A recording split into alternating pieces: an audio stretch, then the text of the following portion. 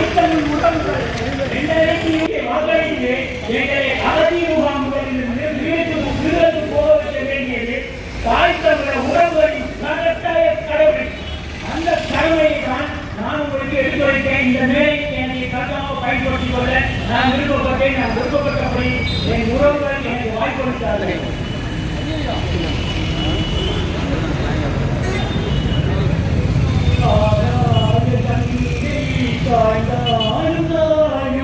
சாராய கங்கை காயாதா சட்டங்கள் போடும் திட்டங்கள் யாவும் காசுள்ள பக்கம் போகாதா.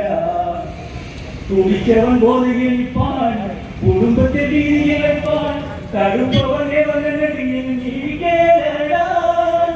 கல்லுக்கடை காதலை கண்டா கட்சி கொடி எழுந்து போடா. கட்சிக்கடை காதலை கண்டா கட்சி கொடி எழுந்து போடா. மண்ணோடு நம் நாடு போகாமல் காதிரத்தைய உன்னால் முடியும், உன்னால் முடியும், உன்னால் முடியும் தம்பி தம்பி.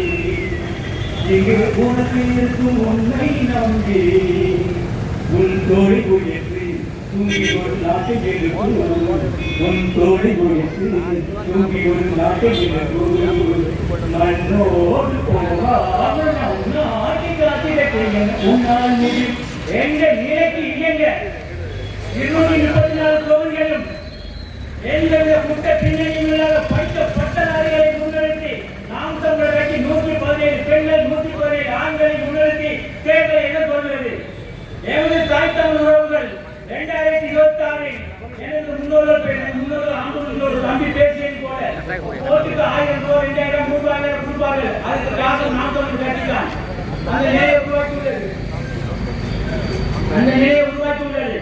அந்த நிலையை உருவாக்கி 2000 ரூபாய் உங்களுக்கு பெருசா இல்லாட்டி உங்களுக்கு அடிப்படை மருத்துவ சிகிச்சை எந்தவித கட்டணம் இல்லாமல் ஆரம்ப சிகிச்சையிலிருந்து உயர்தர சிகிச்சை வரைக்கும் அரசை வழங்கும்.